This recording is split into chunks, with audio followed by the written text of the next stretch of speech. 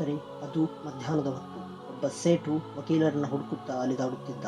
ಕಾರಣ, ಅವನ ಮಗನಿಗೆ ಗಲ್ಲಿಗೇರಿಸುವ ಶಿಕ್ಷೆ ನೀಡಲಾಗಿತ್ತು. ಆ ಶಿಕ್ಷೆಯನ್ನು ತಪ್ಪಿಸಿ ತನ್ನ ಮಗನನ್ನು ಹೇಗಾದರೂ ಮಾಡಿ ಉಳಿಸಿಕೊಳ್ಳಬೇಕಲ್ಲ ಎಂದು ಆ ಸೇಟು ಸಾಕಷ್ಟು ಹಣ ಖರ್ಚು ಮಾಡಿ ಅನೇಕ ವಕೀಲರಿಗೆ ತನ್ನ ಮಗನ ಕೇಸ್ಗೆ ಸಂಬಂಧಪಟ್ಟ ಫೈಲನ್ನು ತೋರಿಸಿದ. ಸೇಟುವಿನ ಮಗನ ಫೈಲನ್ನು ನೋಡಿದ ಅನೇಕ ವಕೀಲರು, ಇಲ್ಲ, ನಿನ್ನ ಮಗನನ್ನು ಯಾರಿಂದಲೂ ಉಳಿಸಲು ಸಾಧ್ಯವಿಲ್ಲ ಎನ್ನುತ್ತಿದ್ದರು. ಈ ವಿಚಾರ ತಿಳಿದ ಸೇಟುವಿನ ಹೆಂಡತಿ ಅದಾಗಲೇ ಹಾಸಿಗೆ ಹಿಡಿದಿದ್ದರು. ಒಮ್ಮೆ ಸೇಟು ಕೆಲವು ದೊಡ್ಡ ವಕೀಲರಿಗೆ ತನ್ನ ಮಗನ ಫೈಲನ್ನು ತೋರಿಸುತ್ತಿರುವಾಗ ಫೈಲನ್ನು ವೀಕ್ಷಿಸಿದ ದೊಡ್ಡ ವಕೀಲರು, ಇಲ್ಲ, ನಿನ್ನ ಮಗನನ್ನು ನಮ್ಮಿಂದಲೂ ಉಳಿಸಲು ಸಾಧ್ಯವಿಲ್ಲ ಎಂದು ಹೇಳುತ್ತಿದ್ದರು. ಹಾಗೆ ಆ ಕಚೇರಿಯ ಹೊರಗಡೆ ತೋರಿಸುತ್ತಾ, ಅಲ್ಲೊಬ್ಬ ಮಹಾರ್ ಜಾತಿಯ ವ್ಯಕ್ತಿ ಕುಳಿತಿರುವನು, ಅವನು ದೊಡ್ಡ ಜ್ಞಾನಿ, ಅವನೇ ನಿನ್ನ ಮಗನನ್ನು ಉಳಿಸುತ್ತಾನೆಂದು ಅಂಬೇಡ್ಕರ್ ಅವರತ್ತ ತೋರಿಸುತ್ತಾ ಅಂಬೇಡ್ಕರ್ ಅವರನ್ನು ಟೀಕಿಸುತ್ತಿದ್ದರು. ಇದಿಲ್ಲದೆ ಸೇಟು ಅಂಬೇಡ್ಕರ್ ಅವರ ಬಳಿ ಬಂದು ಬಾಬಾ ಸಾಹೇಬರ ಕಾಲನ್ನು ಹಿಡಿದುಕೊಂಡು, ನೀವಾದರೂ ನನ್ನ ಮಗನನ್ನು ಉಳಿಸಿಕೊಡಿ ಎಂದು ಅಂಗಲಾಚಿದ.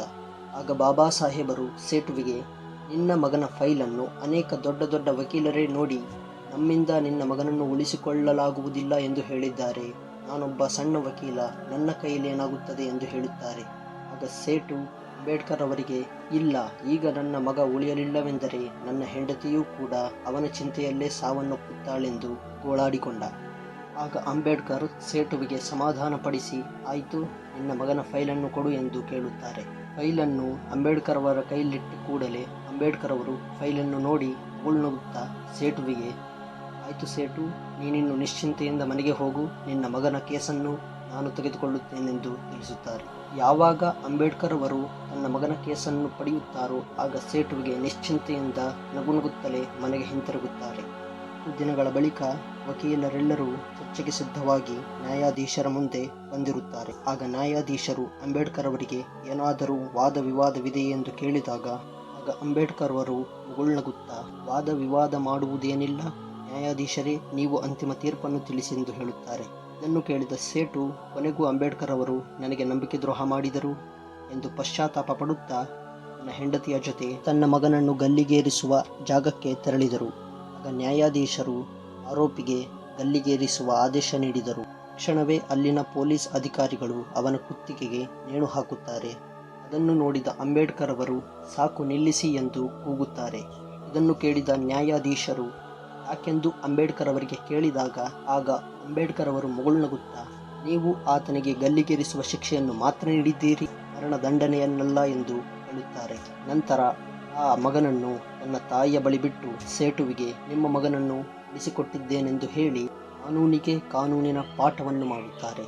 ಅಂದಿನಿಂದ ಇಂದಿನವರೆಗೂ ಕಾನೂನಿನಲ್ಲಿ ಯಾವುದಾದರೂ ಆರೋಪಿಯನ್ನು ಹತ್ಯೆ ಮಾಡಬೇಕೆಂದರೆ ಆತನಿಗೆ ಮರಣದಂಡನೆ ಶಿಕ್ಷೆಯನ್ನು ನೀಡುತ್ತಾರೆ.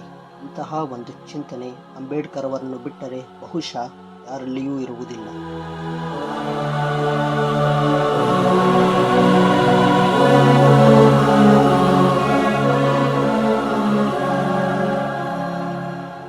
ಒಮ್ಮೆ 6 ಆರೋಪಿಗಳಿಗೆ ಕಾನೂನು ಮರಣದಂಡನೆ ಶಿಕ್ಷೆಯನ್ನು ನೀಡಿರುತ್ತದೆ. ಆದರೆ ಆ 6 ಜನ ನಿರಪರಾಧಿಗಳಾಗಿರುತ್ತಾರೆ. ಇವರನ್ನು ಆ ಶಿಕ್ಷೆಯಿಂದ ತಪ್ಪಿಸಬೇಕೆಂದು ಅಂಬೇಡ್ಕರ್ ಅವರು ವಾದವನ್ನು ನ್ಯಾಯಾಧೀಶರ ಮುಂದಿಡುತ್ತಿದ್ದರು.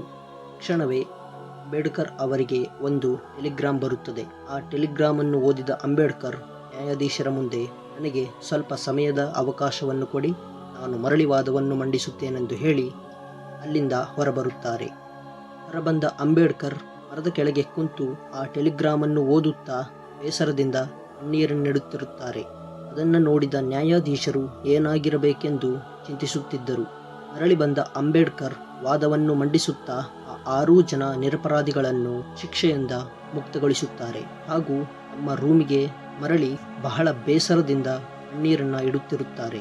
ಇಲ್ಲಿಗೆ ಬಂದ ನ್ಯಾಯಾಧೀಶರು ಅಂಬೇಡ್ಕರ್ ಅವರಿಗೆ ಏನಾಯಿತು ಎಂದು ಕೇಳಿದಾಗ ಅಂಬೇಡ್ಕರ್ ಅವರು ಬೇಸರದಿಂದ, ನನ್ನ ಹೆಂಡತಿ ತೀವ್ರವಾದ ಜ್ವರದಿಂದ ಅಸುನೀಗಿದ್ದಾರೆಂದು ಹೇಳುತ್ತಾರೆ. ಆಗ ನ್ಯಾಯಾಧೀಶರು ಅಂಬೇಡ್ಕರ್ ಅವರಿಗೆ, ಅಲ್ಲ, ನಿನ್ನ ಹೆಂಡತಿ ಸಾವನ್ನಪ್ಪಿದ್ದಾಳೆ, ನೀನು ನೋಡಿದರೆ ಇಲ್ಲಿ ವಾದ ವಿವಾದ ಮಾಡುತ್ತಿದೆಯಲ್ಲ, ನಿನಗೆ ಬುದ್ಧಿ ಇದೆ ಎಂದು ಹೇಳಿದಾಗ ಅಂಬೇಡ್ಕರ್ ಅವರು ನ್ಯಾಯಾಧೀಶರೇ, ಹೌದು, ನನ್ನ ಹೆಂಡತಿ ಸಾವನ್ನಪ್ಪಿದ್ದಾಳೆ, ಆದರೆ ಇಲ್ಲಿಂದ ನಾನು ವಾದ ವಿವಾದವನ್ನು ಬಿಟ್ಟು ಹೋಗಿದ್ದರೆ ಇಲ್ಲಿ 6 ಜನ ಸಾಯುತ್ತಿದ್ದರು. ಸತ್ತ ಹೆಂಡತಿಯನ್ನು ನಾನು ಮರಳಿ ತರಲಾರೆ, ಆದರೆ ಸಾವಿನ ಬಾಯಲ್ಲಿದ್ದ ಆ 6 ಜನರನ್ನು ಪಾರು ಮಾಡಿದೆನೆಂಬ ತೃಪ್ತಿ ನನ್ನ ಮನದಲ್ಲಿದೆ ಎಂದು ಹೇಳಿ ತಮ್ಮ ಬೇಸರವನ್ನು ಕೊಂಚ ಮಾಡುತ್ತಾರೆ. ಅಂಬೇಡ್ಕರ್ ಅವರ ಚಿಂತನೆಗೆ ಬೆರಗಾದ ನ್ಯಾಯಾಧೀಶರು ಇಂತಹ ಒಬ್ಬ ವ್ಯಕ್ತಿಯಲ್ಲಿ ಅದೆಂಥ ಪಾಂಡಿತ್ಯವೆಂದು ತಿಳಿದು ಅಂಬೇಡ್ಕರ್ ಅವರ ಬಗ್ಗೆ ಗರ್ವಪಡುತ್ತಾರೆ.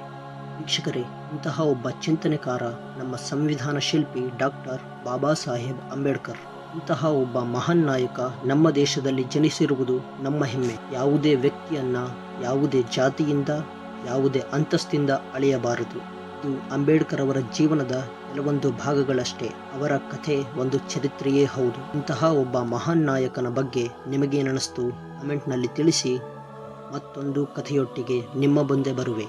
ಅಲ್ಲಿಯವರೆಗೂ ನಮಸ್ಕಾರ. ಈ ಹೊಸ ಧ್ವನಿಗೆ ನಿಮ್ಮ ಬೆಂಬಲವಿರಲಿ. ಎಲ್ಲರಿಗೂ ಬಾಬಾ ಸಾಹೇಬ್ ಅಂಬೇಡ್ಕರ್ ಅವರ ಜನ್ಮದಿನದ ಶುಭಾಶಯಗಳು.